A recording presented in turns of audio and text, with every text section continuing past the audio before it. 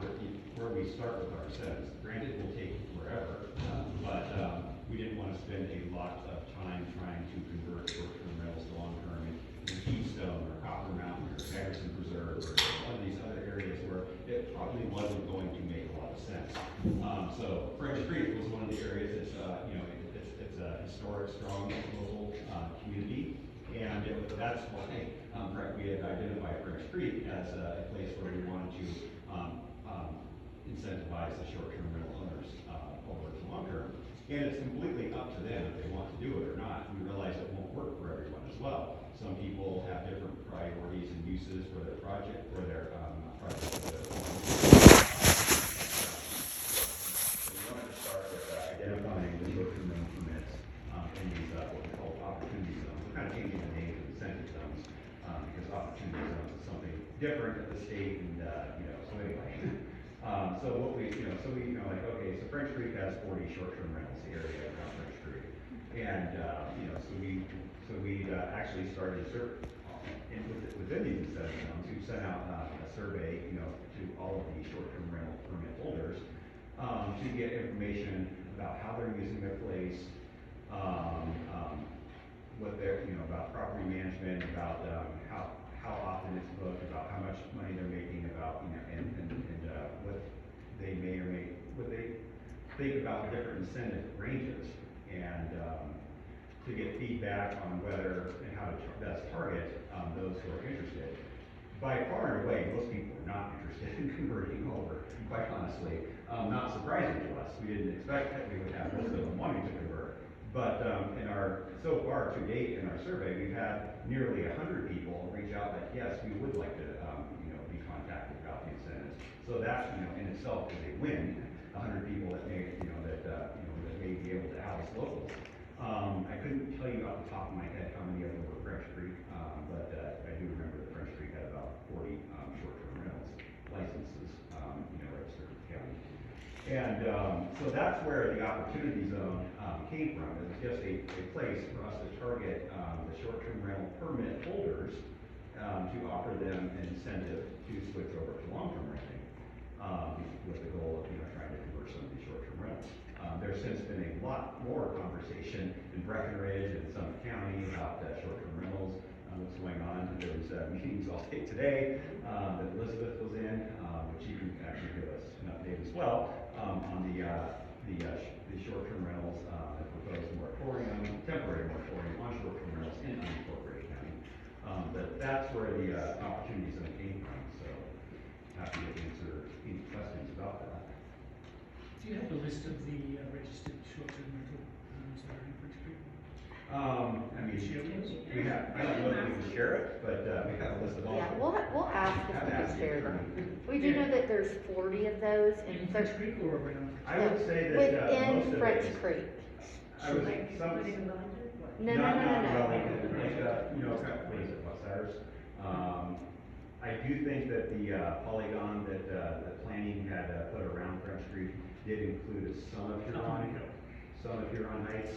I think is the name of that one, but the vast majority is French Creek. So. And 13 of those are owned by, in our system, what's considered locals, people that have a local mailing address. So I guess I just want to let you guys know, when I saw that slide this morning, it was kind of a shock, because I'm aware of 13 licenses in the entire neighborhood. Right. And so there might, well, we can get into that. Yeah, you guys might want to have strategies that. Because Hunter and pretty much all short-term up there, we get that. So if they're working with us. Yeah, and I don't think there's that many lumped in, but we'll definitely look into it for sure. So. Yeah, because it was surprising. And with the with the opportunity zone, I mean, we're even like so here on Huron Heights, it's a completely different area, but they also might be open to renting a bedroom or something along those lines. So we're still trying to get that information, but the majority of that 40 was in the French Creek area. And some of those could be just that, someone renting a bedroom, so they still live there, and you would consider them a full-time resident, but maybe they rent a bedroom to offset or something like that, and but they still have a license to do that. But maybe I'll roll it back a bit from the opportunity zones and just kind of talk about some things in general. By the way, oh, sorry, go ahead. I'm just sorry, I didn't mean to interrupt, but was that 40 licenses or 40 different? 40 active licenses. So That was that's, actually beginning of June. It's probably changed. But you could have multiple properties per license. no. No. Okay. So that's 40 individual That was properties. fine. Good question though. So if you don't, I don't know all of you, but I know most of you here. I'm Elizabeth Lawrence, County Commissioner, and live up the street in Wellington. It's kind of full circle that we're here talking about housing because I distinctly remember I would not be here if it wasn't for Meredith, and that's a true story. Because I had a 3-year-old daughter, and we were literally homeless. We lost our rental, etc. And literally Meredith found me a place to live, and so. If you guys like me, owe it all to Meredith. If you hate me, well, then owe it to Meredith as well. But glad to be here. Mike's contact. But Yes, Mike's contact, but still, y'all made it happen, so thank you for that. So a couple things on the opportunity zones. This could be as simple, and this is what our staff is looking at over the next 90 days. This could be as simple as what Winter Park is doing, which is pretty much just paying out cash. So for example, if you have a short-term rental, you convert it to a long-term rental for maybe 6 months or a year, you could get paid anywhere from $5,000 to $30,000, depending on the size of your unit, etc. when you sign the lease. And so they're just doing cash incentives in Winter Park. So far, the board, the other 2 commissioners, myself, we are really, really supportive of that, just to stop the bleeding a little bit. It's not a long-term fix by any means.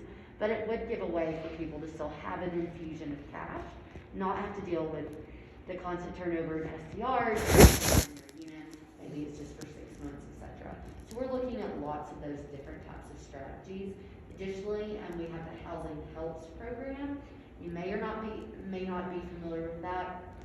Really, Town of Breckenridge started it and copied it after this program called Vail Indeed, where the town of Vail just essentially paid people to put a light deed restriction on their property.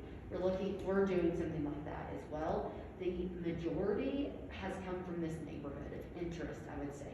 Here in Silver Shackle, most people are interested in, say they want to buy a house in French Creek that's for sale, they maybe just can't afford it. If they then put a light deed restriction, which means essentially the occupant, whether it's the owner that's a resident or they rent it out long term, whoever's living there has to be a full-time worker in the county, 30 hours a week. Then we will pay you 15% of the value of your property. 50% of the market value, yeah. 15% of the market value.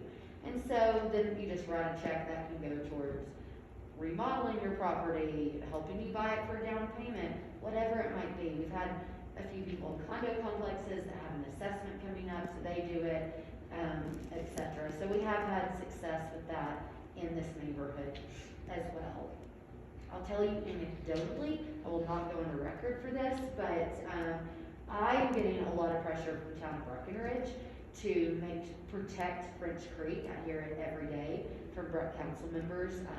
They don't have jurisdiction because this is technically unincorporated Summit County, so they can't make the rules here, but they're always like, we've got to protect French Creek and keep it a locals neighborhood. We really want it to be that way. And since they tonight are voting to put a cap on short-term rentals, which is a huge delta from where they currently are, with their cap, they're afraid it would happen that these border areas that are on the border of the town limits, would all of a sudden become hugely popular for short-term rentals, and people were specifically trying to buy there. So, do with that what you want, but that is something Town of Breck is very concerned about, these outlying areas and how we make sure they don't turn all vacation rental and still have locals living there. So up to the minute, we just voted at 5:48 today, in the county to do a 90-day moratorium on new STR licenses in unincorporated Summit County. And that's effective on Friday night at 11:59 p.m. So essentially midnight. So if you in here don't have an STR license, maybe you want one, I'm not advising you on this because it goes against our goals, but you have until Friday night to apply and get one of those. It still goes through the standard process. Alternatively, if the unit is under contract with the intention of having an STR license, they can apply for what's called an exemption permit that would still allow them to gain an STR license during this 90 days if they meet the goals of the exemption, etc. It's basically like a hardship allowance. This is not a fix. This is literally a temporary pause for us to work with our staff over the next 90 days to really get in the weeds of these incentives and opportunity zones and overlay districts, etc. We are hearing from a lot of people. We do have some exceptions. Let me talk about that. In unincorporated Summit County, which involves Keystone and Copper, those areas are completely exempted from this. If you are buying a unit tomorrow or next week or next month in Keystone and Copper, it doesn't matter. You can still get an STR license because those are resort areas where we really want to put STRs. The same can be said for this small area around P8 and Breckenridge that's technically in the county. Everything else is under a pause, so that would include, say, your neighborhood, Silver Chapel, Peak 7, some areas of Uvalde, etc. Those are all paused for the next 90 days to allow us to start looking at what makes sense for short-term rentals. Some of this, it might be an HOA, might decide, look, we're happy with how we are, we want to leave this number of STRs, or nope, we want to prohibit STRs, or no, we want our whole thing to be STRs. That's the kind of feedback that we're looking at over the next 90 days. There's going to be some areas where it's maybe too far gone, meaning it's almost so many vacation rentals, it's unenjoyable for a local to live there, and vice versa. We're also hearing, I'll just pick on Dillon Valley, for example. There's very few vacation rentals in Dillon Valley, but what we're hearing, the ones that are there, it's not a good guest experience for the vacationer, because they're literally staying and having a vacation next door to people that are getting up and going to work and crying babies and all that stuff, you know, and they're saying it really wasn't that good of a vacation. And so we're looking into all of that. How can we protect some locals areas while also continuing to understand that we're a tourist community. We're never going to completely stop STRs. It's just a matter of what fits and what makes sense. There will be a lot of opportunity for community input in this over the next 90 days. We can't do this without community input. We have to hear from folks about, well, what do you want? Where do you live? Do you want there to be short-term rentals? Do you not? What's comfortable to you, etc. So that's, as of this afternoon, where we are. Question. Based on the town of Breckenridge, conversing with them quite often about how to protect French Creek, how far can you go? Because I know that there are a lot of homeowners that want to know that very question. As far as protecting, If you want to call it that. or not. Yeah, I think, Carrie, that's a great point. That's that community input piece. We can't make these blanket restrictions, and Town of Breck, I understand why they were doing what they're doing, just putting this blanket cap. We feel the county, that's not the right approach for us. We are so much more nuanced than that, and we are really using a scalpel surgical approach to really dig into specific neighborhood by neighborhood to see what makes sense. And that's where we're going to have to get the community input, and frankly, the data to understand, okay, maybe you have 168 homes in French Creek, I don't know, and if 40 of them are STRs, does that feel like the right amount? Do you want it to be 50-50? What feels good to you? We're going to be doing that outreach and expecting to hear that input as well. So the county pretty much, as you're saying, they can't come in and force French Creek to do something that they are not. No, the county could say no STRs are allowed in French Creek. So they could just pinpoint our neighborhood and say that. Yep, they absolutely could, but I think that we're going to take a much more thoughtful approach to that and how we do it. And that's where we want to hear from you guys, like, what feels good to you? What makes sense? And there's the difference of, some of it's a moneymaker and some of it's a quality of life. And where do you want to live? Who do you want your neighbors to be? Do you want to be these folks in this room? Do Do you want it to be a new group of people every Saturday on vacation? I mean, that's questions that you guys are going to have to answer, and we're going to have to balance and weigh all that out. Chris O'Reilly. Question for you. If the community decided that they wanted to, let's say, go the Breckenridge route and cap, a certain number, does the county foresee enforcing that? And does the county foresee having the resources to do the enforcement in all these different neighborhoods that you're talking about? If every neighborhood decided to do the same thing. Yeah, great point. So currently, before I get to that part, let me kind of give you the background.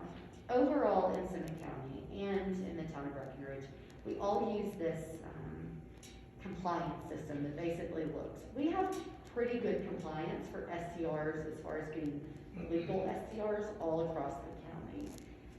We have, it's basically computer programs to go out and look for listings, et cetera, Overall, most people are doing the right thing. And so as far as enforcement, we don't have a lot of illegal STRs operating. Those are pretty few and far between. But if we went into, say, an overlay district, I feel weird using your neighborhood because I don't want to make it sound like these are things we're doing. So I'll pick on another neighborhood. Let's say Peak 7, for example. On Peak 7, if after looking at all the data and digging in there, we think that no more than 40% of Peak 7 should be short-term rentals. The enforcement piece is they're not licensed to operate.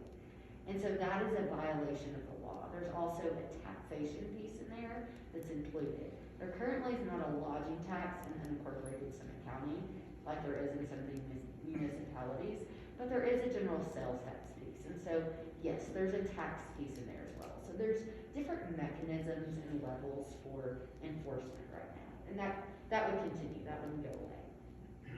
But as far as you can only say, in P7 only have, 30 STRs, for example, we would know that because our licensing system would cap out in 30. So if you bought in Peak 7, you would not be eligible to then get a short-term rental license. It would only happen through attrition until someone else in Peak 7 let go of theirs.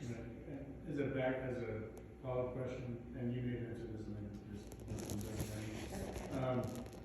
if we decided that the number was 15 out of 150, Yeah. you would back us up, or would it be up to us? Yeah, so that's a great point. So that is something that we started talking to our attorneys about today. We need a bit more time to dig into this. We believe that, it would be filed with the covenants and restrictions. And so thus, yes, it would be easy for us to enforce that. I guess I just want to tack on to that. You probably have more. Because we've talked about it, and that's one of the options, is to pick a number and restrict it to that. But if it's me managing that, it's just something else we have to think about. The other question I have for you guys is, somebody said something about the ability. Now, let me answer Chris. Yeah, sorry, go I ahead. think almost that's not a problem because there are some, Juniata, do you know where that is? Up on Baldy, it's some really expensive, fancy homes. Their HOA does not allow short-term rentals. So we don't have any short-term rentals in there. Neither does Spruce Mountain. Right, Yeah, and So- there's some sort of There's a lot of mechanism. HOA, so, Yeah. the HOA can create rules above and beyond the county that limit or ban, short-term rentals. There's a lot of wilderness that do that. There's some in Dillon, there's some in Juniata. Unless they allow too many, probably, right? But it does take an extra, to your point, layer of oversight and management on the HOA. So we need to figure out exactly what our role is in there from a legal aspect, but they would need to still apply for a short-term rental license, which is a rule, that's a law, that's a requirement, and this, it's not applicable in certain areas. Sorry, Rob, and then No, but sorry, I was going to take us another direction, so do that. No, the other thing I wanted to ask was, somebody had mentioned that, if a short term is in violation enough, they can lose their license. Is that a fact? So as the guy who's dealing with those violations all the time, who am I to be reporting this? Yeah, so that would be our county short-term rental department. In fact, we just had an issue, someone's very angry, emailing us, you know, about you can't put this moratorium in place. Turns out they've been illegally operating a short-term rental for a long time. They had multiple violations. The sheriff's office was out there pretty much every other week, and so, yes, there's some mechanisms for that. So, I think, sorry, yeah, you go were ahead. next. Yeah, so, just a quick question, so, right now there's 40 STR licenses, and you're talking, like, for instance, say it was determined that there'd be 15 or 20 or whatever the number is, would that mean that no more would be issued, like, correct, I guess the way they're doing it is? Yes, so it would They're not gonna be, take them away from people that have them, but they're not gonna issue them until that number drops. yes, so it's been through attrition that happens, or, maybe the number for this neighborhood, and I mean, I hate using it as an example, but maybe the number that is comfortable to all of you and to us as commissioners is 60 or something like that. And so then basically it allows some growth in there as well. We imagine that will happen in some areas, that the licenses will allow for growth and it won't be limited, but then other places it wouldn't. I'll use Silverthorne as a great example. They have very few STR licenses right now, but if you've driven in Silverthorne lately, that place is off the hook. I mean, one day there were 3 cranes going at the same time. Like, it's just so much building. So if they talk about STR licenses, they're talking about, well, how would we build these out for the next 20 years based upon all our development? How would we make it where there's room for growth in Silverthorne on STR licenses instead of just cutting it off where it is now? Yeah, one thing I want to add on to what Elizabeth was talking about is, you know, that's one of the strategies that planning and staff will be investigating. Another strategy would be looking at, you know, maybe categorizing different types of STR licenses, like, you know, an LLC at a resort or in your community that is just strictly an investment property, cramming as many people in as often as they can, is very different than, say, if Lynn has a short-term license and is just renting a room or just renting his place when he goes on vacation. You know, two very different uses, very different impacts. So one of the things we might do, and we're going to explore, is like, you know, maybe it's unlimited owner, you know, primary owner occupied short-term rental license, and then restrict the LLC investment licenses. So those are all the things that we're going to be looking at in the next 90 days. Yes, we heard a suggestion today from someone at our meeting that just gave public comment that said, look, I live in wilderness, I just bought my condo, you know, I can only afford it if during Christmas, and he works for a local company here in Summit County, if during Christmas I go live at my parents' house for a few weeks because I STR it out, that's the only way I can live there, et cetera. And so maybe is there a solution of you have a number of rental night caps, you know, you're allowed to rent your property for 30 days a year, 100 days a year, whatever that might look like. I mean, there's not a one-size-fits-all solution. It's really going to be tailored to different neighborhoods. Yeah. How do you feel about, also protecting the availability of short-term renting based on your fees and taxing? So that's a great question. At the county, we have very little leeway with that. The towns, their home rule, they can do whatever they want, essentially. Our hands are really tied at the county level. So currently, we don't have a lodging tax here. I know I said that earlier. If you have a lodging tax in a county in Colorado, it has to be specific for tourism, such as advertising. Well, the county doesn't have an advertising department. That's not something a business we're really going to get into. So I'm working on a bill right now for the upcoming state legislature that would allow that usage to be changed, that it could be used to go towards workforce housing. So it'd be a 2% lodging tax in the unincorporated parts of the county, but then the funds raised from that would be used towards housing. So, but currently the county just has very little opportunity for that. My next question, it's something that I would hope you guys would assist HOAs in researching, because again, we're in the same conversation, is basically possibly for short-term rentals maybe, and this is just hypothetical completely, it's just, we double the dues, okay? So they pay whatever increased rate of the HOA dues, okay? So we're trying to come up with lots of ideas to say, hey, we want our neighborhood to still grow with second homeowners and not necessarily just investment, workforce housing, where that's a total issue with Rob. Don't want to call your derelict landlords, but, we've got that issue as well that we're afraid of, and we don't want to be deemed that. But so we're looking as a board, what can we do to make it more expensive, make it harder to get done? Salida, they have a huge list of the things you have to do to prove that your electrical panel, your carbon dioxide, everything is in place, right? And you do this every year. And every year you have a fee that you've got to pay in order to have a license. If it's 2 strikes, you're out, you miss your short-term rental license for a year. So we're looking at those things, and I was hoping the county, with your resources, and you have probably a lot of HOAs that could use this information to help guide us legally, so that we're not having to go to our lawyers to try to figure out if what we're doing is acceptable or Yeah, not. that's a great point. I mean, certainly, that's a really good idea. I haven't heard of that. I mean, we got so many good ideas today, so that's a great one. So basically, you're saying you would have 2 different HOA fees. 1, if you're a regular owner, and 2, if you own here but you short-term rent your property. Because our biggest issue is they're the most expensive part of our neighborhood. They're the most policing, they're the most taxing on all of our, our pieces. And so by doing that, we're not inhibiting our neighborhood in its value, but it's also making it, and then the other side of the coin is everyone on the land rush to get licenses, right? They might not even use them, but they're just gonna hold it. But if you make it expensive every year to keep purchasing and holding on to a license you're not using, your attrition rate, I think, is going to go up because you have raised the rates of what it costs to have a license. So one piece that we don't have is how many nights STRs are being used. We don't have a good mechanism to track that. One of which, because we don't have a lodging tax, and so it's really tough to get that number. I always wonder if that would be interesting from HOA standpoint, even just anecdotally, if a reporting like, okay, I saw new people come in on Friday, new people come in the following Sunday, etc. But yeah, we don't know that. That's really too bad that there's such a lack of knowledge, right? Yes. There's just no tracking mechanism.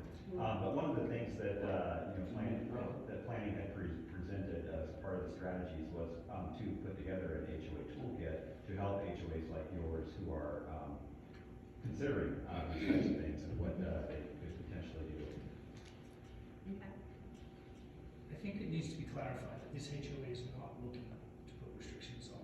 We're just researching the whole topic. Yes. We've got 160 homeowners here. We had a vote on researching the topic, and it was not anywhere near unanimous. And the people who are here, they will Well, play, and we wouldn't can- wouldn't vote. So I Yeah. think it's got to be really important that we have a lot of homeowners, and I've heard from a lot of homeowners, that this HOA has not had any direction to put restrictions on Right. short-term rentals. Totally fair. We're just Second- providing, I think, information as far as, Yeah, totally. And Holistic. I invite you guys, but Yes. I want you to make sure that that's not the Yes. piece that you get here, because I can Yes. guarantee you it's not. Secondly, whilst county is restricted on taxing, you're not restricted on fees. You can create fees. As Kerry said, a HOA can create fees and make it expensive. I just don't see why the county is not creating fees so they can create the resources that are going to be necessary to police what's coming down. I mean, we have more problems with long-term renters in this neighborhood than we have with short-term renters. I've heard that a lot. All of our energies of our managers are towards long-term renters. You guys are gonna have a lot of problems with short-term renters when you create rules. You certainly don't have the departments or the manpower now, but you can create fees right away to do that along those lines. You're not restricted from that as long as you can show that those fees are offset by The costs. cost of administrative So, services. Yeah. it seems to me, along with what Kerry said, the county can right away start making it more expensive for people to get short-term licenses after tomorrow. And then set up tools that are necessary, that we're gonna need as well as an HOA, because we don't have a lot of policing short-term. But we need the county to help us along those lines, so you can definitely offset those fees. I'm guessing that Jason's department can't do it, and I know the building department can't do it along those lines, so you need another department. So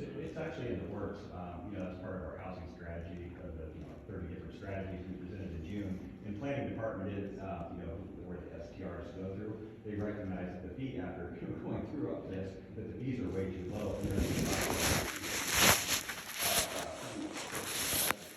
have to show that you're covering the cost. So they're putting the cost together to implement a fee. Which also can't create rules without having oversight for those rules. To Exactly. have that oversight, you need to have staff and resources and trucks and situation of people working overtime at midnight to be able to respond to those things. So it's very easy to offset those fees, offset those fees, and lump them straight into the application prices. You can't tax, obviously, Colorado doesn't allow you to create taxes.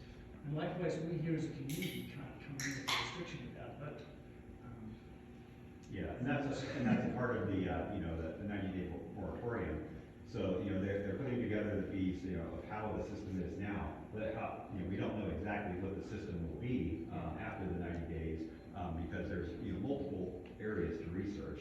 And once you research that, you do have to put it, to your point, the cost associated with that, and then apply that cost to the permits to make sure that it is, covering those costs. So, the fees will be, no matter what, going up. Yeah, and you can put them up aggressively if you create the department that supports the police, and you need that department. We need it as a HOA, and we can't have our management do it. Right. Yeah. We need someone that says, call this number if the house next door is still partying in the hot tub at 2 o'clock, along those lines. We can't call them, and obviously you all know the stories of what happens when the homeowner next door goes over and says, what they think, along those lines. So, There's the complaint line. yeah, but they don't have anything to respond to. Yeah. They have actually changed that it actually goes to the sheriff, it's going to the sheriff now. So- They don't have. Just what they they don't need to have- be doing. they don't Yeah, have the exactly. Again, they don't have the resources to respond to that stuff either, so it's a building of resources that's necessary to Yeah. police the problem beyond the housing problem. The housing problem is a different issue. For us, I don't think we really are that concerned with the housing problem, we're concerned with the social impacts of being inundated by short-term rentals in the neighborhood. Yeah, and, We need to police them. Jessica, our planner that was presenting today, was talking about, the number of complaints that, the county has 4,300 plus, license permits. And, it was like 80s. 85% of the complaints come from neighborhoods versus resort areas. Right, of course. So, there's all those STRs in Keystone and Copper. They are 15% of the complaints. Right. The complaints are coming from here. Yeah, And it's absolutely. people that gotta get up to go work the next day. Yeah. that- And as a HOA, we can't release those complaints. We need the county to step up to do that. And raising the fees, and therefore the cost of other people, aligns with that. Makes people think twice about whether they really want to do it. And it means that there's resources there to support the communities that have got these. You can do that that way. A perfect example of what Glenn is talking about as far as like, okay, county, you're gonna put a moratorium down on the work needs to get done. I have a deed restricted unit that you have never called to find out if I'm actually leasing to a long-term tenant, okay? So you guys are That would be a creating, record. you're creating some big record stuff. restriction, not a county deed restriction, Well, though. it depends where it It's county. The county. is. Yeah. Well, it's Thank in you. the county, but, there's a couple deed restrictions I have informed Breckenridge about, but they were transferred over into Branch Creek, but it's No, actually the this is a pure deed restriction built with Summit County, So, but my thing is. That goes through the housing authority, which. Yeah, my thing again is that, Glenn's asking, you have to create the resources, because what you have already restricted, I don't see, personally, I have never had anyone ask for a lease. No one has contacted my tenant to say, are you, and so it's questionable, it is my faith and trust of what you guys are wanting to create with the short-term rental and what your ideas are, when you're not taking care of what's already on the table. It's Yeah. already restricted. So I would like okay? to see that. I believe you. The housing department has no record other than the housing helps deed restrictions that were recently placed out here, because French Creek, Bellora Village is not a deed restricted community. There are a handful of But deed you're talking about restrictions. outside of this neighborhood. No, it's in this There's neighborhood. a handful that Yeah. run rec It's done through the sanitation. development consent. Yeah, Yes. Okay. but. And I guess my concern is that, and maybe it's just Yeah. me, I'm the only outstanding one, but what makes me nervous is, we're not taking care of what we've already restricted.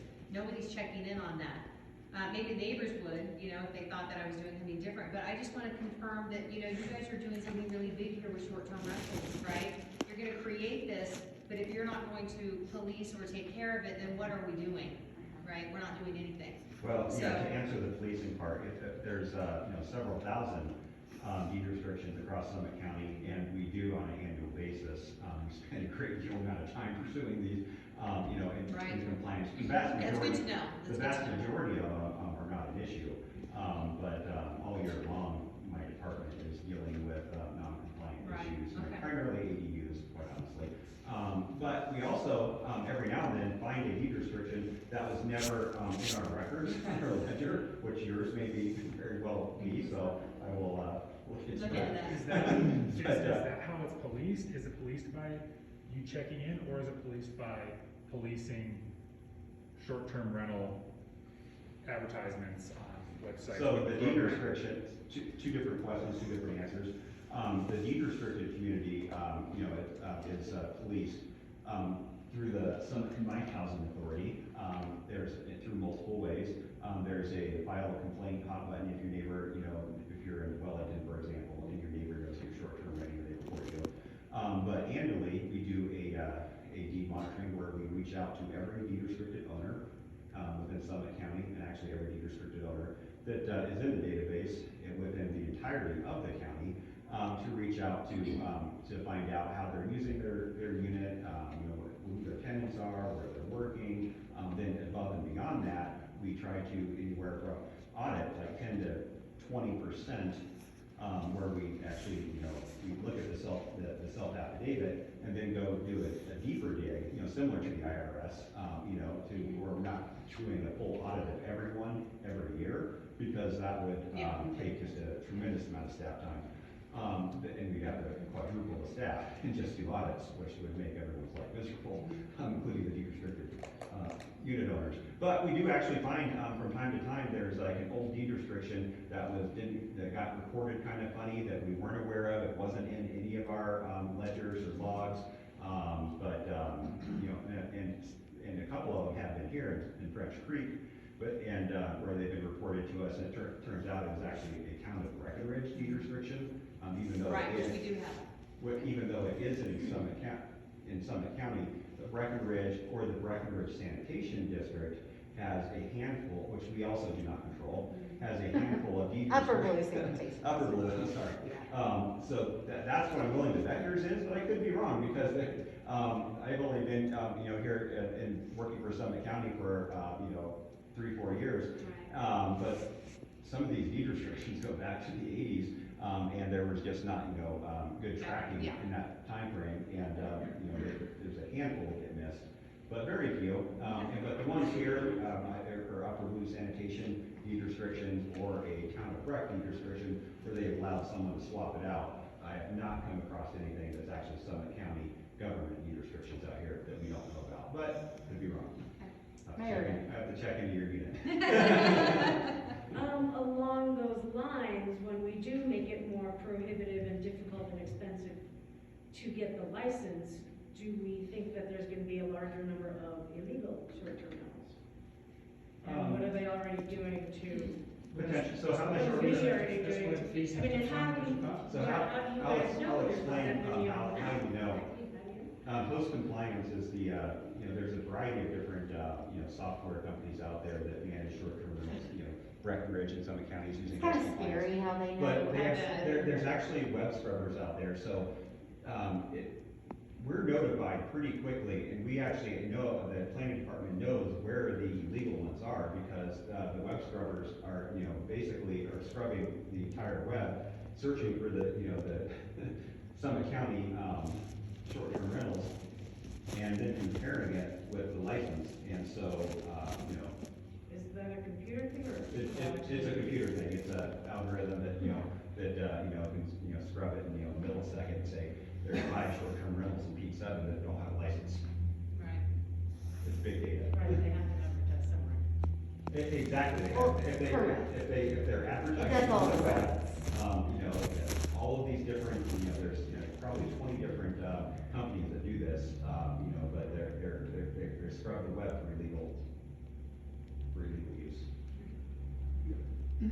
back to your 4,300 complaints, how many of them have teeth in them and how many are for real? There's not 4,300. 4,300 units, but, okay, I can Yes, answer all the that's- complaints, and my computer is not with me, so I can't answer specifically. I would say they're generally parking, trash, and noise, that's what most of them are. As far as how many are valid, Some of that was liners. some, I mean, I would say the majority of them are pretty valid. If someone's gonna take the time to call the short-term rental license, or the short-term rental complaint number, et cetera, and most of them are valid. Very rarely, there's a pattern. You have the same disgruntled neighbor that just doesn't like living next door to an STR. You realize they're just gonna call all the time if someone even pulls in the driveway. And so, those aren't really counted. There's probably more of a silent majority that don't report it, like I live next to a short-term rental, or that's, partying all night in the middle of the, work week where I have to get up and, I didn't make the phone call and complain about it, I just dealt with it. And a lot of people probably just deal with it, but, they shouldn't have to either, it's a commercial, when it's like that, it's a commercial use in a residential neighborhood. Yeah, most of them are pretty valid. You're also quote unquote scrubbing, how many bedrooms that you could, versus sanitation versus septic systems. That's part of the application, yeah, so. Right, but you're not looking on the rentals to see if they're actually Sometimes there is, advertising? yeah, sometimes there is that. It gets a little tricky because in the assessor's data, this home has 3 bedrooms, blah, blah, blah. But then they might advertise, oh, this is a 5-bedroom home, etc. Or their septic system, or their septic system is set up for 6 people, but then they advertise, oh, sleep 17, that sort of thing. And we have enough issues, and it's mostly septic systems that are failing, that they're all STRs. Yeah. And it's literally homes, I mean, not here, but in kind of the outskirts of areas that they're trying to cram 30 people in there. And sure enough, I mean, we have data, we have pictures, we've been out there where sewage is running down the driveway and outside the road, and it's just like, oh, who wants to stay there, but they keep doing it. The neighbors don't like that. Last year, 60, Ashley, 60, thank you for coming. Pardon me for dumbing it down a little bit, but, when I bought 60, even in the condition it was in at the time, I was all in on that property. And today, that's all we have. So I'm obviously concerned about value, so, Deets, this is a question for you, or maybe Carrie or the builder. We're talking about putting a deed restriction on the house that's gonna affect the market value of the home. And it sounds like there's a 15% incentive zone type of payment, to offset that. Is that really gonna offset the difference in the value of my home when I do wanna sell? I mean, I'm considering this idea of just getting the license. I'm never gonna short-term rent, as long as I own that place, you won't see a short-term renter in there, but I do long-term rent and everything. So I'm considering that as an option to, I feel like by the time I sell in the future, hopefully short-term rentals are managed and monitored a little better, there's better rules in place, and maybe it's not such a detriment to the neighborhood. I want that to be an option for the person who buys my house, and I wanna be able to cash in on that as well, so. If I say yes to the deed restriction, what's gonna happen to the value of my home, I guess is the simple question. It depends on what happens tomorrow. What's gonna happen in the future, depends on when you're gonna sell. And that's why, there's a lot of unknowns there, but it's purchasing a property right from you, where we're, similar to purchasing an easement, through your front yard that, Excel or something else that we get to use. So and that's how it's, designed, so, it definitely depends on market conditions, but here in French Creek, there have been, resales. One of the very first, units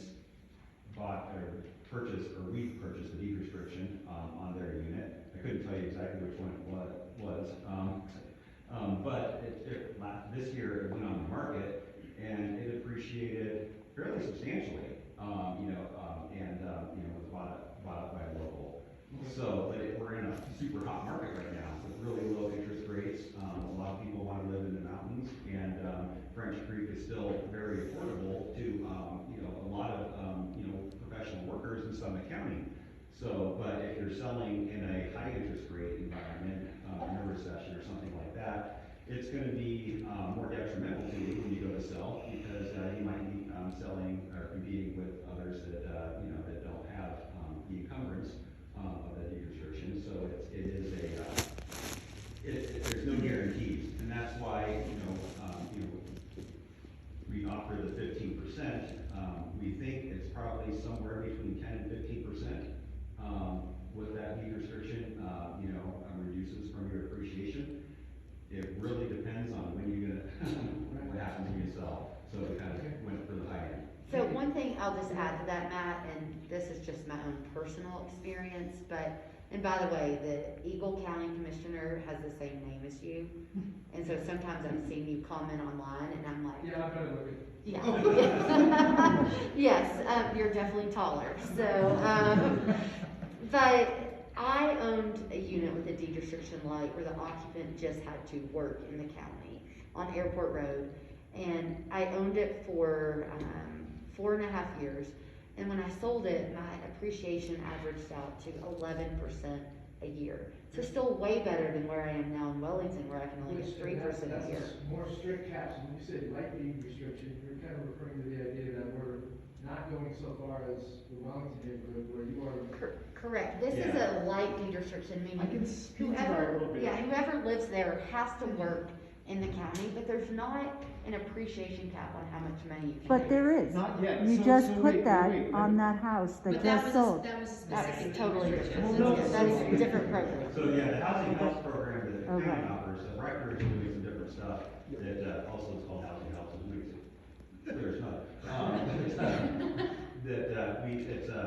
There's no appreciation caps, there's no income caps, there's no rental caps. The restriction is you can't short-term rent, and it has to be occupied by a local full-time worker. So I just want to clarify a little bit, because I've talked to Lori at the town a bunch. We were looking to put the deed restriction on our place. And recently, so they've purchased 2 homes in Breckenridge. Yep. Correct, And this last home that they just put back on the market, they put a market cap on. correct. They're also starting to offer, part of the housing helps program is you can opt into the 3% cap as well and take more money. And yes, that's right, the town of Breckenridge is offering that, which is, which they'll pay you more money for, but that's, not our program right Yeah, now. it's different. So what was that? So we're talking- What did you say last time? What's that? The town of Brockville. They have a. They're offering more money if you'll put additional restrictions to just the 30 hours. With they'll the offer you 3% more. appreciation caps. and To they're keep well- like the affordability, to avoid price And creep, then et cetera, et cetera. While But we're on this, can I, in my understanding of the town Breck Housing Help Program is that you guys are paying half. Yes, so how it works is in the upper blue, sometimes, Okay. not always, yeah. In the upper blue area, we have a partnership with Breckenridge, so that the deed restriction is a county deed restriction, and Breck, because they are very interested in preserving the French Creek, Silver Shekel, their surrounding area, they are splitting the cost with us. But they are taking it that next step further, they just decided to go deed restriction heavy, and we pay you even more. they've just had very few people within town of Breck limits want to do this program. They're all basically in the Breckenridge area of unincorporated Summit County. Matt, I think to answer your question, it's impossible for us to tell you that. There's always going to be a market out there though. I mean, are you gonna make as much as a market rate? It's gonna be the same regardless of the market. Well, but, I mean, there's always gonna be, yes, probably market rate pays more, but, talk to your local friendly realtor over here, You but. answered my question, though, and I'm a fan, Glenn, I'd like to hear what you have to say for sure. So, at the moment, property owners have the choice of getting cash money for getting a restriction put on their property. How are you gonna offset that loss if you zone that restriction on top of their properties? Great point. That's why none of these, or housing helps is not The a moment forever property owners solution. they choose to do it. They take the money, they make a decision whether it's a good economic decision, and they move forward. Yeah. At the moment, the county's talking about potentially to zone the same restriction on top of all of us. That's Or some not groups. true.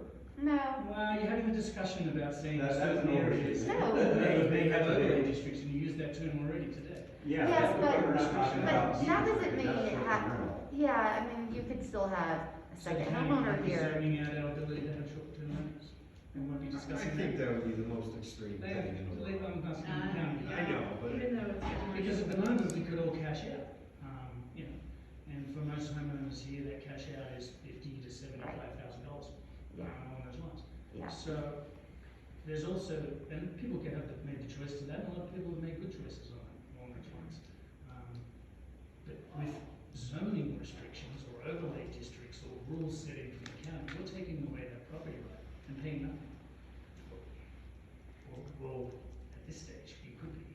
Because as you Potentially, said, you can make the rules, the county to do that. yeah, but I think it's more Obviously, we're not nuanced trying than to do that. that. So it wouldn't be- Well, Yeah, because, I mean, there's folks here that they have a second home here, they let their family use it, et cetera. There's always going to be that market. There's a ton of people, and we heard from them today, they have no intention of ever long-term renting their place because they want to use it. Frankly, they probably don't want to short-term rent it. But what we're getting a lot of questions about, it's mostly people older, over a certain age that are saying, well, if I die and my kids inherited this, they might want to short-term rent it. I'm not doing this, I only bought it so they could use it, you know? But by That's, limiting the amount of short-term rental licenses in our neighborhood on a county basis, you are taking away our property rights. well, And therefore, you're not paying for it. So by just putting that limit across us, or in any neighborhood in the county, or as the town has just done, you are taking away a property right that has value. And now you're not paying for it, But- you're not paying for it, I get which it. is great. but then you also have to get back, is an STR a business or not? And I think we're all gonna say, it's a business. yeah, and then it's, yeah, so it's a commercial use in a residential neighborhood. But you're then paying a residential tax It's- rate. Yeah, without paying a fair share of taxes, without paying a Taxes, fair I share of agree. the I burden. agree. So, regulation can always happen in the future, now or in the future. But, you know, if you look at the Summit County in particular, the STRs, 2 years ago, it was completely, maybe 3 years ago, completely unregulated, no permitting, no tracking, no nothing. And it was, you know, causing a lot of issues. And everywhere in the country that I'm aware of, where it's been like that, it kind of really wreaks havoc on that local community. So, you know, it's, you know, with the advent of Airbnb and the online apps and how easy it is, it's really changed the nature of, you know, of residential communities, of appreciation, because without that regulation that hasn't been in place, people are using, you know, residential property, residential rates to run commercial operations, and really without paying the commercial taxes, without paying the commercial impacts, without paying the, you know, and dealing with the, you know, the HOA impacts, you know, that have. So, Fix the taxes. and so, and that's, and the state legislature, that, they are working on that. But until then, we have to do what we have to do to, protect, you know, you guys, and I realize that it's not always gonna be a popular, decision, you know, and that's why we are looking at all these different things.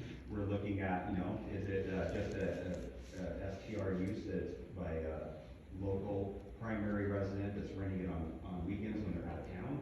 Or is it an LLC that's just going and, so that's the key to your question. We're trying to, you know, find that right balance. And, you know, and governments will have that ability to add that regulation, whether it's, now or in the future. And the same with HOA. A different HOA board may come in and say, like, you know what, we're banning all of these and the We same can't thing do happens. that without a vote, can you? I mean, technically, it is a business, and our rules say no. You guys businesses can. are- A lot Wait, of, you a lot can't- of, you can. The HOA can't ban STRs? We can ban STRs. Yeah. It's a You can't business. change the, just you requires- can't change the declaration without a vote, but you can put rules in place and make it very, I mean, 'cause my background is HOA management, and a lot of HOAs have done that.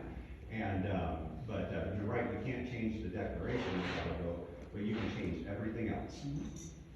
But isn't long-terming a business too? How is that different from No, short-terming? that's an excellent point. That really is a good So point. where's the primary? Yep, there is none. I guess one requires a license of some sort. Just because you decide to make license though. Right, you know what I mean, but it's still, it's using your house as a business, you're renting it out, instead of charging per night, you're charging per month. But there's plenty of. There is a businesses that difference, run out of- and part of it, we already determined part of it, it was determined for us. When we started having this short-term conversation, Steve Procyse at the health department brought up the fact that if we allow short-terms into that swimming pool business, it's a public facility. So we made the determination between the liability impact and not wanting our pool to be a public facility, short-term renters are not allowed in there. And so that in itself makes a differentiation. And I think as a manager in dealing with this stuff, a homeowner or a leaseholder is a different animal than a renter. And generally, in my experience, I've never seen in a long-term rental situation where you've got constant in and out of management companies and cleaners and renters, and it's just a different animal. Yeah, I think there's a lot of case law that would show that, long-term renting is not necessarily. Well, and it's a different lease. I think the state defines Long-term lease it, is considered differently than a short-term. yeah, defines it as over 30 days. Sorry, Mike. The difference between long-term renting and short-term renting is it's a residence. Exactly. It's somebody's residence and they live there. Yeah, but- That's a. They live there for the night. We're helping housing. No, you don't, that's someplace for night to camp for a night. Yeah, and that's the basis of, I mean, case law, shows that, I mean, I'm not an attorney, but, I mean, that, I think it's pretty well established that, long-term renting, I mean, it's an investment, yes, and, But it is a different lease. I don't, Very if you guys different get lease. what I mean. A short-term lease is not a long-term lease. It is actually legally and defined differently, okay? It is a different kind of agreement that you're putting with your visitor. A long-term lease is a completely different animal. The binding, Yeah, and I don't understand why a short-term lease isn't commercial. right. in a residence, I agree. Which is already. Okay, we can discuss this. Yeah. This is not Yeah. a discussion. No, I wanna- confused. We need to move things along. This is not a discussion to have in an HOA meeting, so, we'll continue on. We don't need to debate the short term, long term, what's that? We can spend all night, we'll spend every breath doing that. So, let's move along. I'd like to continue the discussion, but we need not to get the. So I think Sarah had a question. I just want to, I don't know if this is, you mentioned an LLC versus a local renting it out, but what about a local renting it out under an LLC for that added protection for their home?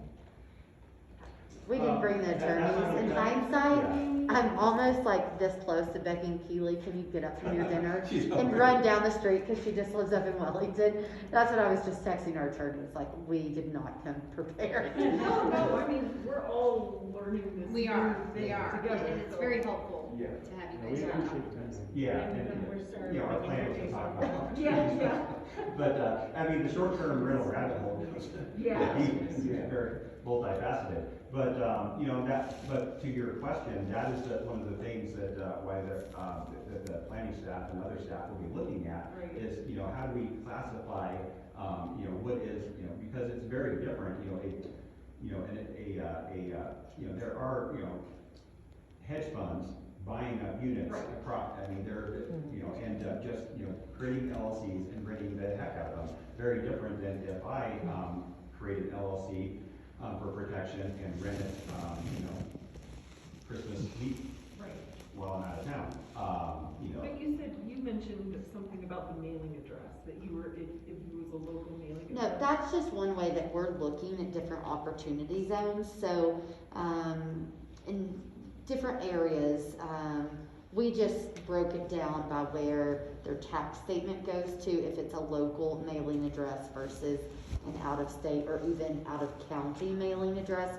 We break it down in multiple different ways. That's just because we have lots of reporting data. Yeah. We know that 66% of units in Summit County are some sort of vacation home, either an unoccupied, empty vacant unit that's just used by a second homeowner, or it's an STR. And so that leaves less than 30% that are occupied across the county. That's less now. That's what it was a couple of years ago. So that's just one way we just dice the data up. Interesting. Yes. For those of us who have short-term rental license already,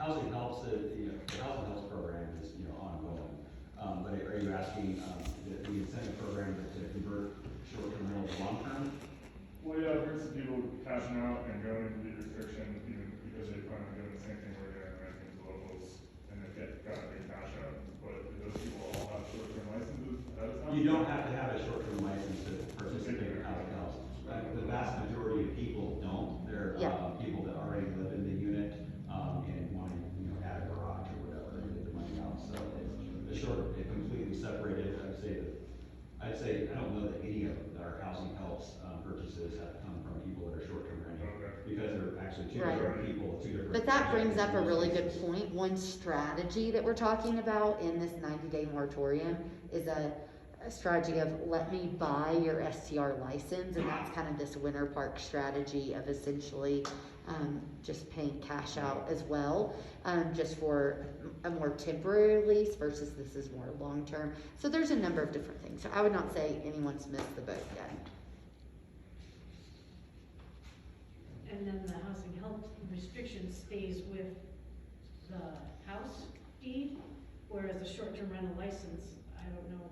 Yeah, so the short-term rental incentive is a emergency Band-Aid because, coming this winter, is there gonna be enough staff, when all the guests show up?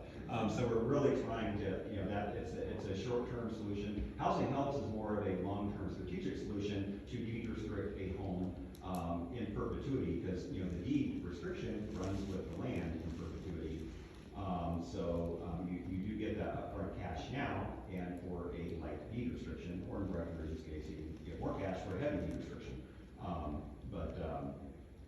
The short-term rental incentive, which hasn't been rolled out, and hasn't been finalized yet, that is more of a Band-Aid approach to try to mitigate the acute housing crisis that we're currently facing,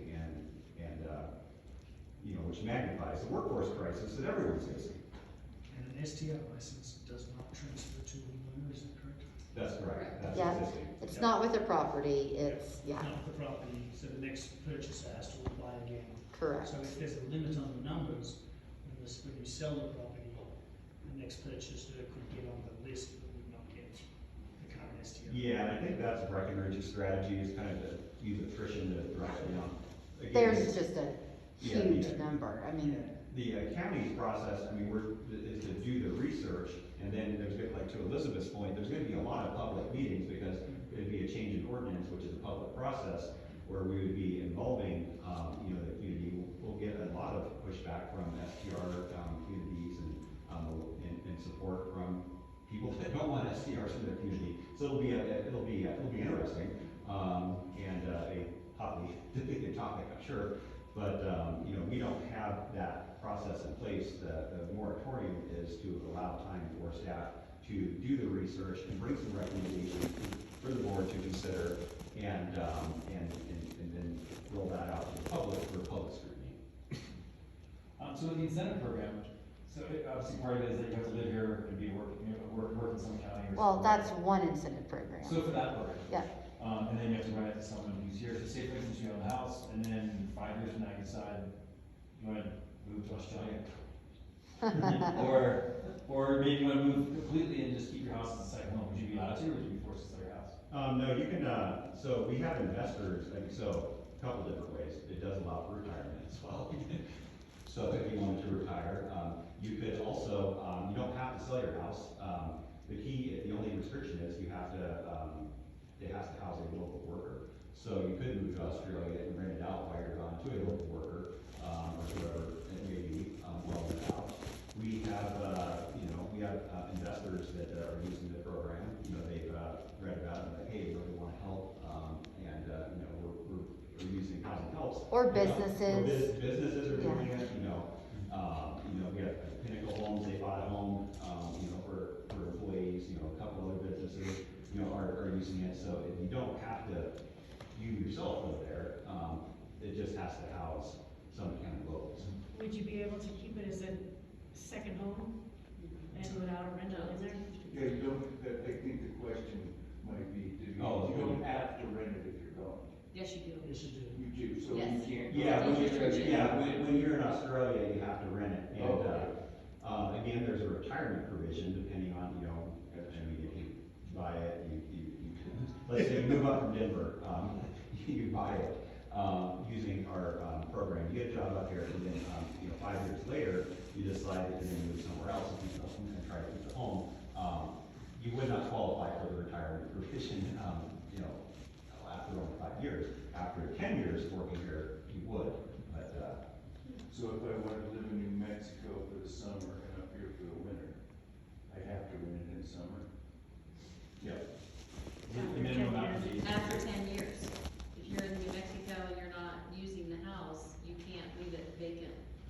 Oh, gotcha, then but I mean, if I buy some land in New Mexico next year, and I wanna spend my summers down there and my winters up here, right? 10 years later.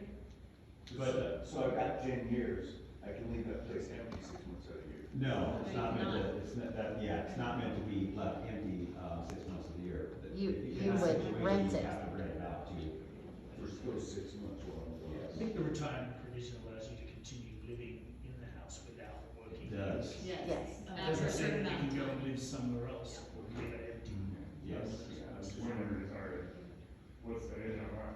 So. Social Security retirement age Okay. is what it states in the guidelines. So is there a timeline on when like this would be my primary residence and then New Mexico place would be my secondary? So that I'll spend 8 months here and 4 months there? You still have to work Oh, Not if you're okay, retired. And I'm happy. until you're If retired. if you're considering household help, I'm happy to reach out to you and give you a card, we can go over the details, but, So I can't work from home and do that? you can work from Yeah. home. For Summit County-based business. Okay. Let's move on. Yeah, The Housing Helps has a good email that can send you that gives you all the provisions for the retirement. You can, yeah, you can reach out. I'm not going anywhere. Not without Meredith. Is there any more questions or comments at all? Because we gotta move, we're getting to. I know, we've been here a long No, time. this I'm is- No, this sorry. is great. I would just add, you guys have Great. given us so many great things to think about. Okay, sorry, Kind of in line with short-term rentals, how many house rooms throughout the county have been lost from people not wanting a random in their house during the pandemic? I don't know that that's data we have. Yeah, I We don't do have have that. more, how many, we're somewhat tracking how many units have been lost because a property has sold and it's become a short-term rental instead And of it never had a long-term. license on it, is what you're tracking. Correct, Okay. correct. Yeah, Yeah, so in new general. licenses. Yep, so we've had 700 in unincorporated Summit County, 700 new unique licenses not attached to a property since we pretty much did August 21st of 2020 to August 21st of 2021. 700 unique licenses that had never had any sort of STR license before. So, from for those, which is also on the housing website, or some combined housing website, our housing needs analysis, which unfortunately was finished just before COVID hit, so everything's completely out of whack and more worse, and much worse. But between, Summit County's housing inventory grew by 1,800 units between 2010, 2018, but the amount of inventory that declined, occupied by locals, fell 1,200 units. So in 2018, we had 1,200 units less occupied by locals, even though the overall inventory of construction, everything increased 1,800 units. And that, has tracked throughout our housing needs assessments. More and more of our local housing, as a percentage, keeps on going down every year, every time we get a housing needs assessment. Even though the overall number of homes in Summit County would go up because of, construction. And, recently a fair amount has been deed restricted construction as well, but there's also a lot of market rate construction. But, we've continued to, the long-term trend is Summit County is continuing to lose housing inventory, for locals, even while the overall inventory continues to go up. For example, Gold Camp is very similar to our neighborhood. In the past 2 years, they've lost 17, long-term rentals to short-term rentals. And that's a huge. How many units are there total? I want to say about 150, similar to us, common units. Yeah, I've got one after city. Is there an eviction moratorium in Summit County during the pandemic? Yes. There was, it was everywhere. Yeah, nationwide. Yeah, yeah. so moving along, is there any more questions, comments?